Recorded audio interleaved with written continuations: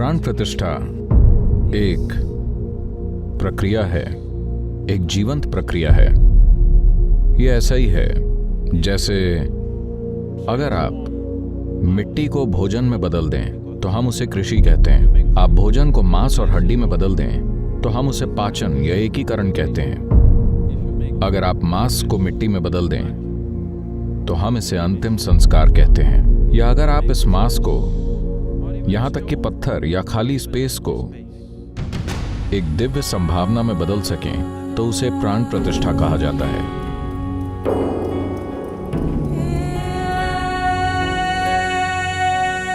आज आधुनिक विज्ञान आपको बता रहा है कि सब कुछ एक ही ऊर्जा है जो लाखों अलग अलग तरीकों से खुद को प्रकट कर रही है। अगर ऐसा है तो जिसे आप ईश्वरीय तत्व कहते हैं, जिसे आप एक पत्थर कहते हैं, जिसे आप एक पुरुष कहते हैं, जिसे आप एक स्त्री कहते हैं, जिसे आप एक पशु कहते हैं, जिसे आप एक दानव कहते हैं, ये सब कुछ एक ही ऊर्जा है जो अलग अलग तरीकों से काम कर रही है। तो बात सिर्फ तकनीक की है। अगर आपके पास जरूरी तकनीक है तो आप अपने आसपास के साधारण स्थान को एक दिव्य उल्लास में बदल सकते हैं। आप बस एक चट्टान के एक टुकड़े को लेकर उसे देवी या देवता में बदल सकते हैं।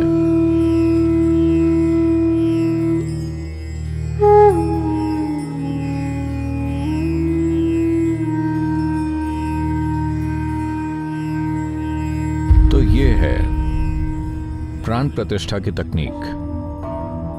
विशेष रूप से भारतीय संस्कृति में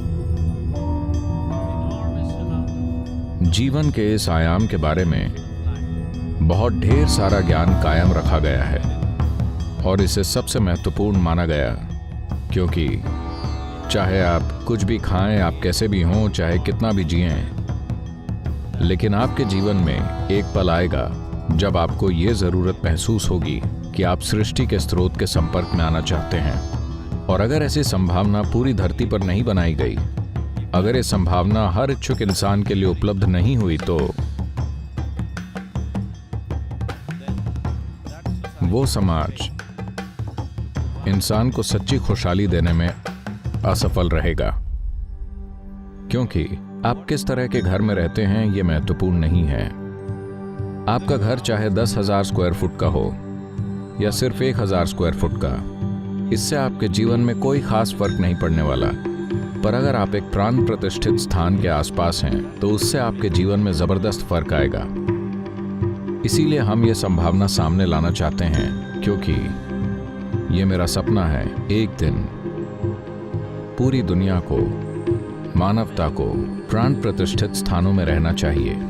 आपका घर प्राण प्रतिष्ठित होना चाहिए, आपकी गली प्राण प्रतिष्ठित होनी चाहिए और आपका ऑफिस प्राण प्रतिष्ठित होना चाहिए। आप जहां भी समय बिताते हैं उन स्थानों को प्राण प्रतिष्ठित किया जाना चाहिए।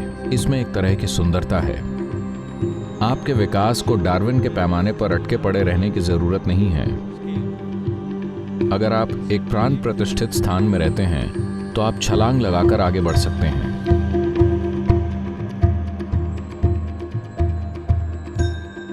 इस साल 9 अक्टूबर को हम नाग प्राण प्रतिष्ठित करेंगे। इसकी घोषणा हो चुकी है। बेंगलोर सेंटर में सबसे पहले जिस चीज की प्राण प्रतिष्ठा की जा रही है वो नाग है। आपने योग केंद्र में नाग की तस्वीर देखी होगी। योग केंद्र में मौजूद नाग प्राण प्रतिष्ठित नहीं किए गए हैं, क्योंकि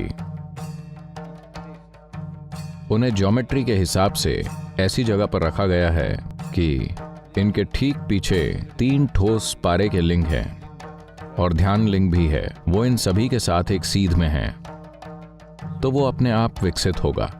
लेकिन बैंगलोर वाले नाग में एक बीज कोश है जिसे ठोस पारे से बनाया गया है। इसकी एक संपूर्ण प्राण प्रतिष्ठा होगी। जो व्यक्ति बोध को बढ़ाना चाहता है उसके लिए नाग बहुत महत्वपूर्ण है। आज अगर आपकी शारीरिक आंखों से भी अगर आप 50% बेहतर देख पाएं, अगर आप 50% बेहतर सुन पाएं, आपकी सूंघने, स्वाद लेने, स्पर्श करने की शक्ति 50% बेहतर हो जाए, तो क्या आपका जीवन काफी बेहतर होगा, चाहे बात शारीरिक ही हो। हाँ, तो अगर आप उन चीजों को देख और महसूस कर पाएं जो भौतिकता से परे हैं, तब जीवन बहुत ऊंचे स्तर पर पहुंच जाता है। ऐसा बातें सुनने से और जानकारी जमा करने से नहीं होता। नहीं, जानकारी कुछ समय के बाद एक बोझ बन जाती है, बोध। तो इसीलिए सबसे पहले हम नाग की रचना कर रहे हैं।